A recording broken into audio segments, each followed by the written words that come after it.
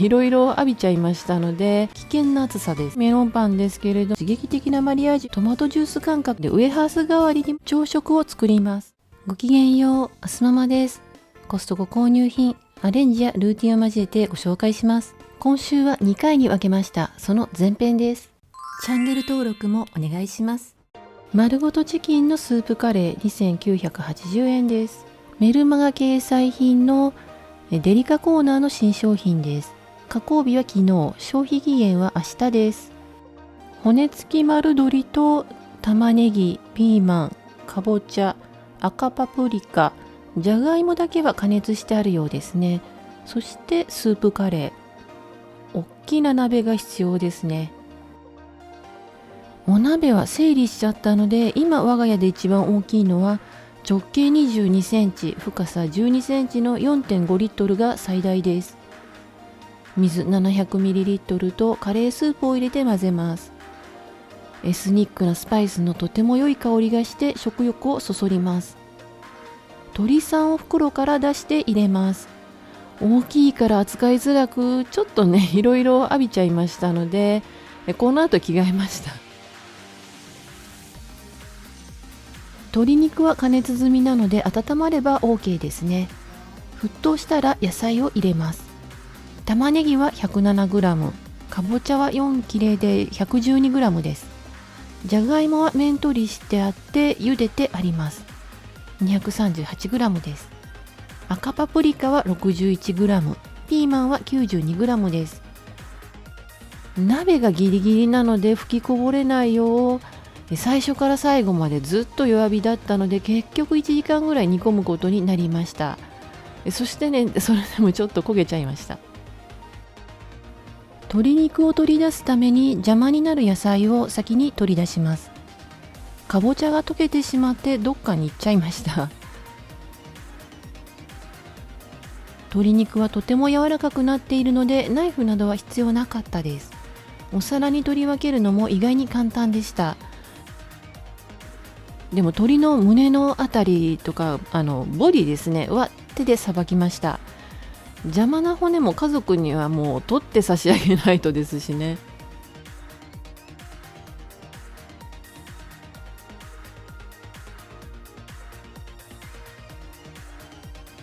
鶏はホロホロと食べやすく、野菜も溶けたかぼちゃ以外はいい感じに煮えてて彩りも綺麗です。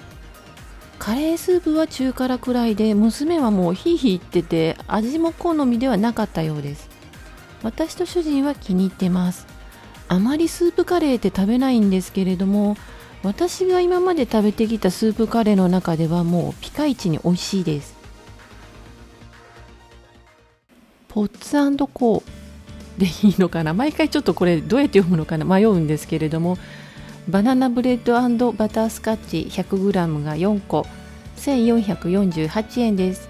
1個あたりは362円。製造はイギリス。賞味期限は10月21日です。約1ヶ月です。アップルシナモンクランブルチョコレートファッジラバケーキのセラミックポットからガラスポットに変わりました。また捨てられない容器が増えましたね。リサイクルできるガラスにしたみたいですけれども、セラミックのラム缶もなかなか使い勝手が良かったんですよね。これも耐熱なのでいろいろ使えそうですね。蓋を開けてクンクンするとシナモンが香ります。チョコレートファッジラバケーキのようにスポンジの中にソースが入っています。スポンジがバナナブレッドでソースがバタースカッチです。ペカンナッツとアーモンドがトッピングされています。ガラスポットは高さ 36mm、直径は 8cm くらいです。1個あたりは336キロカロリーです。レンジとオーブンの両方で加熱しました。レンジは600ワットで1分、オーブンは160度に予熱してからの14分です。レンジはしっとり、オーブンの方はさっくり焼き上がってて、私の好みはオーブンです。どちらもソースがトロトロになっているので熱々です。もう危険な熱さです。オーブンの方は食べ終わってもポットがずっと熱々でした。バナナブレッドはシナモンとブラウンシュガーの香ばしさとバナナも効いてて甘いです。そしてソースが激甘です。ソースを絡めるともう甘さのパンチにやられて、私はバナナ感もシナモン感もわからなくなりました。チェルシーバタースカッチかベルタースオリジナルをクリーミーに溶かした感じっていうか、キャラメルソースよりも濃厚です。全体がねっとりと甘い中にナッツのアクセントはものすごく合います。美味しいんですけれども、私は半量でギブアップです。主人に食べてもらったので、主人は1個半食べたことになるから504キロカロリーってことになりますね。木村屋メロンパン6個入り548円です。このところ木村屋さんの新商品が続いていますね。1個あたりは 91.3 円。製造は千葉県。消費期限はしあさってです。個包装になっていないので、開封したらお早めにですね。重さは 48g くらい、182キロカロリーです。直径は7センチから8センチくらいです。普通に美味しいメロンパンですけれども、よくあるチープなメロンパンとの差が分からず、ミニメロンパンで91円はお高く感じました。発酵バターだから高いのかもしれませんけどもね。伊藤ハムパストラミビーフ 385g 入り998円から200円オフは9月28日までです。製造は千葉県。賞味期限は10月8日です。約2週間です。いつものようにコンテナに移し替えます。切り落としなので細かいものは和え物に使います。今回はじゃがいもとパストラミ&マスタードポテトです。じゃがいも2個を半月切りにしてレンチンします。マヨネーズとイエローマスタードとトリュフフレーバーのオリーブオイルをかけて混ぜて冷ましておきます。パストラミビーフとドライパセリを混ぜて出来上がりです。パストラミビーフのペッパーとポテトのマスタードの刺激的なマリアージュに思いますが、少し大人びた味わいってだけなので娘にも好評です。ガスパチョ1リットルが2本1448円です。原産国はスペイン。賞味期限は来年の1月です。約3ヶ月です。原材料はとてもシンプルです。体に優しいスープです。冷蔵庫から出して注ぐだけなのでトマトジュース感覚で飲めますね。お味はニンニクの効いた野菜ジュース、白々しい甘みもなく、素材の味とお塩とワインビネガーのみで飲みやすく仕上がっています。娘には苦手なタイプのスープですが、私は美味しいと思いました。